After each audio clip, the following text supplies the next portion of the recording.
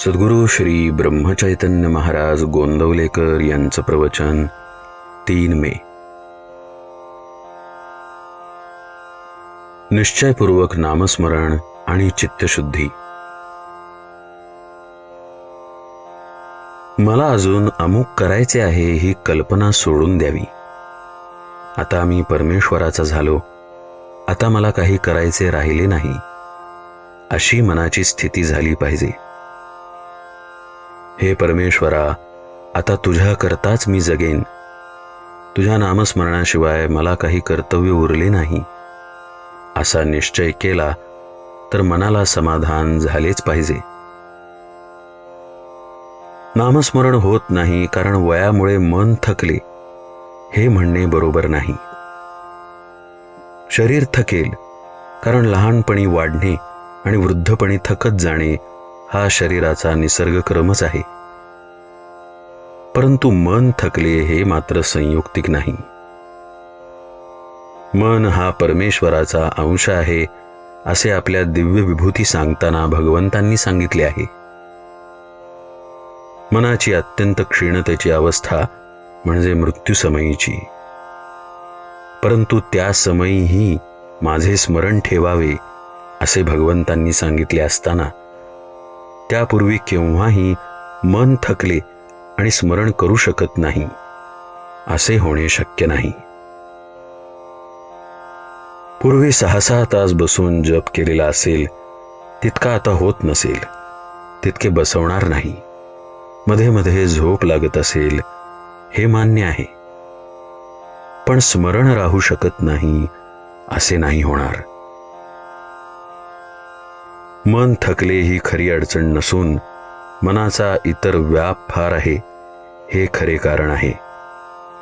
तेव्हा सर्व व्यापातून आणि काळजीतून लक्ष काढून ते भगवंताकडे लावणे जरूर आहे. पैसा अडका प्रपंचातल्या सर्व गोष्टी यांचा मनाने त्याग करावा. असा त्याग केला तर कार्यभाग निश्चित होतो हे मी खात्रीने सांगेन.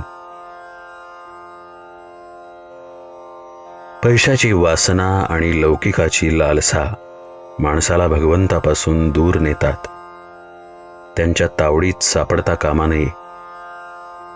लोकेषणा आणि धनेच्छा या दोन्ही गोष्टींचा संबंध प्रपंचात वावरत असताना येणारच. तो टाळता येणे कठीण आहे.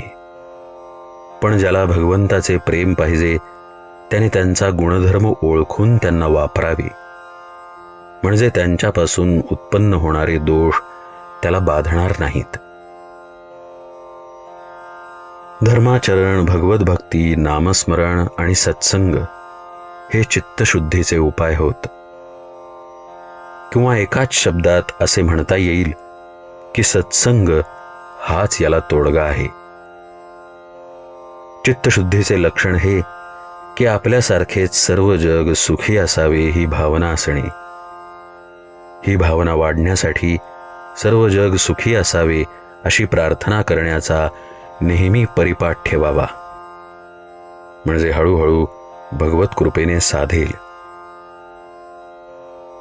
अभिमान हा मात्र चित्तशुद्धीत बिघाड करणारा आहे आणि तो केव्हा डोके वर काढील आणि घात करील याचा पत्ता लागणार नाही.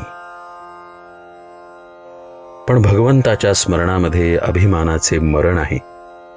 म्हणून आपण भगवंताचे स्मरण अखंड टिकवूया आणि आनंदाने राहूया. नामाशिवाय जगात दुसरे सत्य नाही अशी दृढ भावना करावी. जानकी जीवन स्मरण. जय जय राम.